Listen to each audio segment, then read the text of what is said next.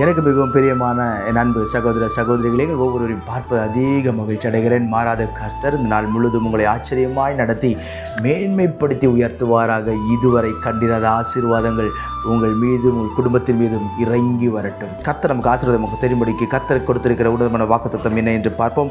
அது உபாகமம் 6வது அதிகாரம் 16வது வசனம் சொல்கிறது, உங்கள் தேவனாகிய கர்த்தரை பரீட்சை பாராதிருப்பீர்களாக. உங்கள் தேவனாகிய கர்த்தரை பரீட்சை பாராதிருப்பீர்களாக என்று கர்த்தர் சொல்லுகிறார். பிரியமானவர்களே, இன்றைக்கு ஒரு வேளை நாம் ஏதோ ஒரு காரியத்தின் நிமித்தம் நாம் ஏதோ இந்த நன்மை கர்த்தர் செய்வாரே, ஆனால் நான் கர்த்தருக்கு அதை செய்வேன், கர்த்தர் எனக்கு இதை செய்தார் என்ன சொன்னால் நான் இதை செய்வேன், கர்த்தருக்கு அதை பண்ணா நான் இதை செய்வேன், கர்த்தரால் இதை செய்ய முடியுமா என்று சொல்லி சில காரியங்களை நாம் கர்த்தருக்கே பல கேள்விகளை கேட்டு அவரை பரீட்சை பார்க்கிற இடத்தில் நீங்களும் நானும் இருக்கிறோம். ஏன் எங்களுக்கு இது சம்பவித்தது, ஏன் இது எங்களுக்கு நடந்தது, ஏன் கர்த்தர் எங்களுக்கு இதை அனுமதித்தார் என்று சொல்லி பல கேள்விகளை நாம் கேட்டுக்கொண்டிருக்கிறோம். ஆனால் கர்த்தர் சொல்லுகிறார், நீ பரீட்சை பாராதிருப்பாயாக. உடைய உயர்வுகள் வரும்பொழுது பரீட்சை பாராதிருப்பாயாக. உன்னை கர்த்தர் கனப்படுத்தும் பொழுது பரீட்சை பாராதிருப்பாயாக.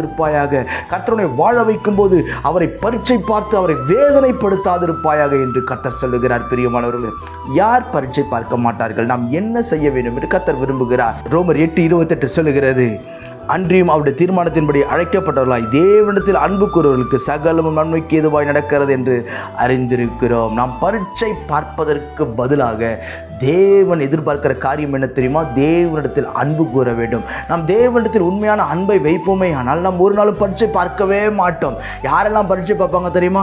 தேவைக்கு மாத்திரம் தெய்வத்தை தேடுகிறவன் பரீட்சை பார்ப்பான். தன்னுடைய சுயநலனுக்காக தெய்வத்தை தேடுகிறவன் பரீட்சை பார்ப்பான். ஆனால் கர்த்தர் சொல்லுகிறார், என்னிடத்தில் அன்பு கூறுகிறவன் சகலத்தையும் நான் எல்லாவற்றையும் நன்மைக்கு எதுவாகவே நான் செய்வேன் என்று கர்த்தர் வாக்கு கொடுக்கிறார். இன்றைக்கு அந்த நன்மை உங்கள் வழியே வரும், உங்களை மேன்மைப்படுத்துவார், கனப்படுத்துவார், உயர்த்துவார். நான் உங்களுக்கு ஜெபிக்கட்டும். பரலோக பிதாவே, இந்த வார்த்தையெல்லாம் கேட்கிற நண்பு சகோதர சகோதரிகள் ஒவ்வொரு கருத்தில் ஒப்பு கொடுக்கிறப்பா, கர்த்தரின் மேன்மைப்படுத்தும், நிலைநிறுத்தும், கனப்படுத்தும். விரும்புகிற காரியங்களை கர்த்தர் கைக்கூடி வர பண்ணும்படிக்கு நான் ஜெபிக்கிறேன்.